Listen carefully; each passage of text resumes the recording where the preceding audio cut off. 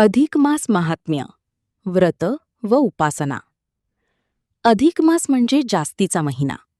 सर्वसाधारणपणे दर 3 वर्षांनी येणाऱ्या या महिन्यास अधिक मास किंवा धोंडा मास असे संबोधतात. शक संवत्सरात 355 दिवस तर इंग्रजी वर्षात 365 दिवस असतात.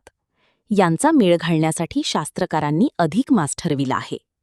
दर 3 वर्षांनी 32 महिने 16 दिवसांनी या अधिक मासाचे आगमन होते. सूर्य प्रत्येक महिन्यास एका राशीचे संक्रमण करतो. अधिक महिन्यात सूर्याचे संक्रमण नसते, म्हणून अधिक मासास मलमास असेही म्हणतात. या महिन्यात लग्नादी मंगलकार्ये निषिद्ध असतात. अधिक मासाचा स्वामी मुरलीधर श्रीकृष्ण आहे. अधिक मासात तीर्थस्नान, दानधर्म, उपवास, व्रते इत्यादी पुण्यकर्मे करावयाची असतात. अधिक मासाचे आराध्य दैवत श्रीकृष्ण असल्याने त्याची मनपूर्वक भक्ती करणे क्रमप्राप्त ठरते.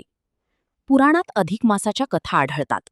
अधिक मासाचे व्रत निष्ठापूर्वक केल्यास ते करणाऱ्या व्यक्तीस सुख, समाधान, शांती याची प्राप्ती होते. क्षयमास आणि अधिक मास. ज्या महिन्यात शुक्ल पक्षाच्या प्रतिपदेपासून अमावास्येपर्यंत सूर्यसंक्रांती येत नाही त्या महिन्याला अधिक मास असे म्हणतात. तसेच ज्या महिन्यात शुक्ल पक्षाच्या प्रतिपदेपासून अमावास्येपर्यंत 2 संक्रांती येतात त्या महिन्याला क्षयमास असे म्हणतात. क्षयमास कार्तिक, मार्गशीर्ष आणि पौष महिन्यात येतो. ज्या वर्षी क्षयमास येतो त्या वर्षी 2 अधिक मास येतात. क्षयमास व त्यापूर्वी येणारा अधिक मास सर्व शुभकार्यास वर्ज्य मानले जातात, तर क्षयमासानंतर येणारा अधिक मास पुण्यकार्यास उत्तम मानतात.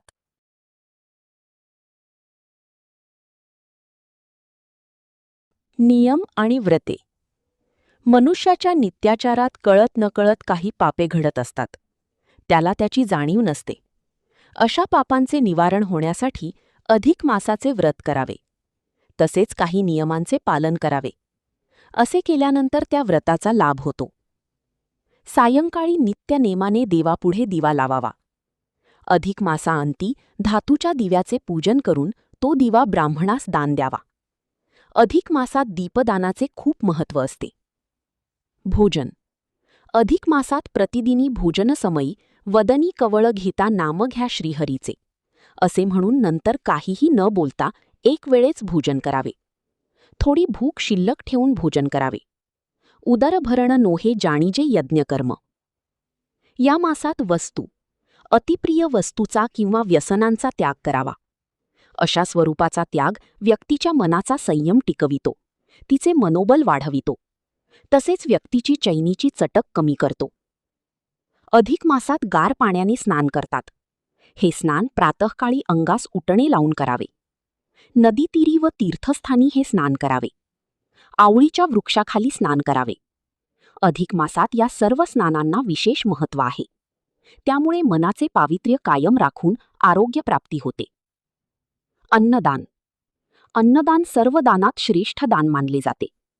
तुपात तळलेले 33 अनारसे जावयास दिल्याने 12पट पुण्य मिळते. पुरणाचे मोदकासारखे धोंडे करून त्याचे भोजन घालावे.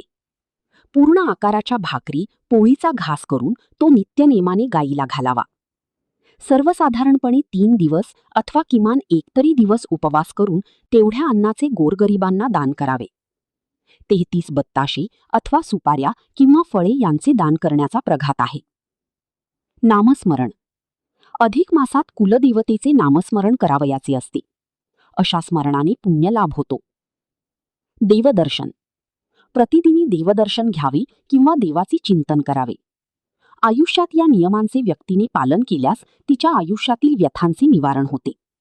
तसेच त्या व्यक्तीला सुख, शांती, समाधान व आरोग्यपूर्ण दीर्घायुष्य यांचा लाभ होतो. पोथी वाचन. अधिक मासात प्रतिदिनी अधिक मास महात्म्य या पोथीचे नियमितपणे वाचन किंवा श्रवण करावे. महिन्याच्या प्रारंभी किंवा शेवटी किमान 1 पोथी सुवासिनीस अर्पण करून 1 पोथी पूजा करून ब्राह्मणाला दान करावी.